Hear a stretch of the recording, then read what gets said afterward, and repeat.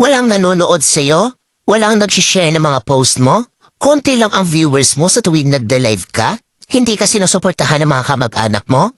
Kaibigan mo? Kakilala mo? Kapitbahay mo? Pinagtatawanan ka dahil sa pag-reveals mo? Pinagtatawanan ka dahil sa paggawa mo ng mga content? Ito ang tatandaan mo. Huwag kang huminto. Huwag kang susuko. Huwag kang papaapekto sa sasabihin ng ibang tao tungkol sa'yo.